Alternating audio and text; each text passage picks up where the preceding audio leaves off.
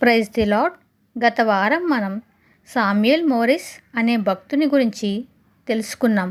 ఆయన బాల్యము, ఆయన ఏ విధంగా బంధించబడి ఉన్నారు, ఆయన ఏ విధంగా శ్రమను పొందుకున్నారు అనే విషయం గురించి మనం తెలుసుకున్నాం. ఈ వారము ఆయన ఏ విధంగా విడిపించబడ్డారు, ఎక్కడికి చేర్చబడ్డారు అనే అంశాల గురించి తెలుసుకుందాం. సామ్యూయల్ మోరిస్గా ఆయన పిలువబడక ముందు ఆయన పేరు కబు. త్వరలోనే తాను చనిపోయి ఆ చిత్రహింస నుండి విడుదల పొందుతానని కబు అనుకున్నాడు. తండ్రి రాకపోతే కబుని పాతిపెట్టడానికి ఒక గోతిని త్రవ్వి సిద్ధంగా ఉంచారు. కబు పొందే చిత్రవద ఆయన తండ్రి వచ్చేటట్లుగా చేయకపోతే కబును పీకల వరకు పాతిపెట్టి ఆ ప్రక్కనే పుట్టలోనున్న గండు చీమలు వచ్చి కబు శరీరాన్ని పీక్కుని తినేటట్లు నోటిలోనూ ముఖము మీద తీపి పదార్థాన్ని పోస్తారు.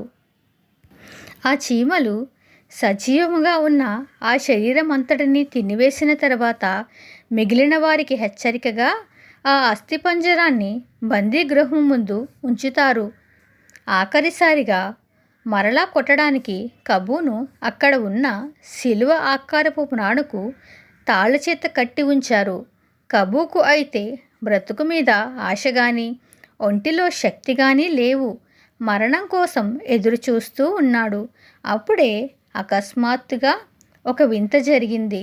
మెరుపులా ఒక వెలుగు కబు మీద ప్రకాశించింది.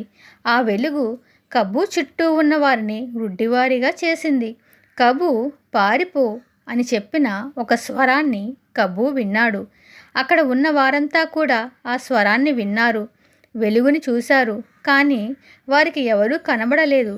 కబుని బంధించిన త్రాళ్ళు తెగి నేలను పడ్డాయి. ఏ విజ్ఞాన శాస్త్రము వివరించలేని మరియు తిరస్కరించలేని అద్భుత స్వస్థత వెనువెంటనే కబుని ఆవరించింది. రెప్పపాటులో కబుకు పూర్వపు శక్తి తిరిగి వచ్చిందని గ్రహించాడు.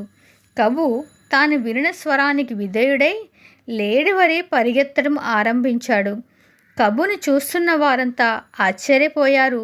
తనకు నూతన శక్తి మరియు స్వేచ్ఛను ఇచ్చిన ఆ వెలుగు ఎక్కడి నుండి వచ్చిందో కబుకు తెలియదు. కబు ఆ వెలుగుని అనుమానించలేదు. యేసుక్రీస్తు ప్రభు కొరకు కబు ఎప్పుడూ వినలేదు, కానీ ఏదో ఒక వింతైన అదృశ్య శక్తి తనను రక్షించిందని మాత్రమే కబుకు తెలుసు. కబు ఇంతకు ముందు సరిగా కూర్చోవడానికి కూడా అతనికి శక్తి లేదు, కానీ ఇప్పుడు లేడి వలె వేగంగా పరిగెత్తుతున్నాడు. కబు తప్పించుకున్న రోజు శుక్రవారము. ఆ రోజు కబు ఎన్నడూ మర్చిపోడు. దానిని విమోచన దినముగా పిలిచేవాడు. కబు జీవించినంతకాలం ఉపవాసం ఉండేవాడు. కబును వెదికేవారికి కనబడకుండా పగలంతా ఒక చెట్టు త్వరలో దాక్కునేవాడు. రాత్రి అయితే పెనములో నుండి తప్పించుకొని పొయ్యిలో పడినట్టు అనిపించేది. అడవిలో ఒంటరిగా ఏ ఆయుధము లేకుండా బ్రతికి బయటపడటము సాధ్యము కాని పని. కబుకు తన స్వంత ఇంటికి వెళ్ళడానికి ధైర్యము చాలలేదు.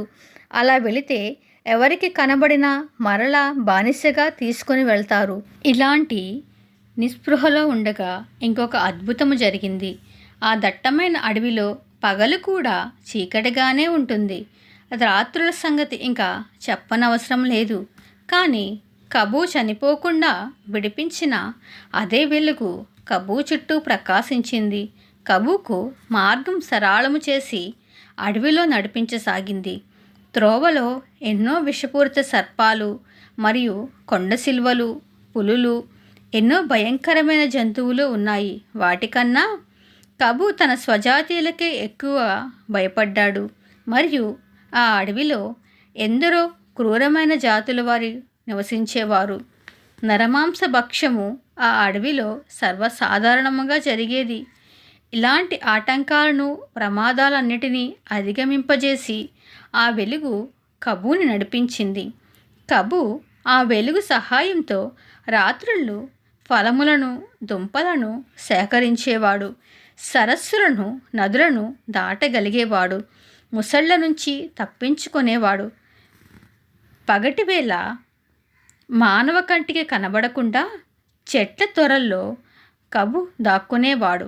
ఇలా చాలా రాత్రులు ప్రయాణం చేసి ఒక నది ప్రక్కనే ఉన్న పట్టణంలోని ఒక తోటను సమీపించాడు. ఏ నరుడు కబూని అడవి గుండా ఈ స్థలానికి నడిపించలేదు. కబూ చేరిన స్థలము తనలాంటి అడవి జాతి వారుండే స్థలము కాదు. అది విదేశీయులైన తెల్లవారుండే ప్రాంతమని ఇట్టే గ్రహించాడు. కబూ జాతికి చెందిన ఒక వ్యక్తి ఆ తోటలో పనిలో నిమగ్నమై ఉన్నాడు. కబూ ధైర్యము తెచ్చుకుని ఆ వ్యక్తిని సమీపించాడు. కబూ ఆ వ్యక్తితో మాట్లాడిన తర్వాత అతను వ్యాపారుల దగ్గరికి చేరానని గ్రహించి ఎంతగానో సంతోషించాడు. ఆ మర్మజ్యోతి అయిన ఆ అదృశ్య వెలుగు కబూను లైబీరియా దేశపు ముఖ్య పట్టణమైన మాన్రోవియా దగ్గరనున్న ప్రాంతానికి నడిపించింది. విచిత్రం ఏంటంటే కబూ అరణ్యము నుండి ఈ ప్రాంతానికి చేరుకున్న రోజు కూడా శుక్రవారమే. తాను విడుదల నొందిన అనేక వారాలకు ఇక్కడికి చేరుకున్నాడు. ప్రియ శ్రోతలు, అసలు కబూని నడిపించిన ఆ అదృశ్య వెలుగు ఎవరు?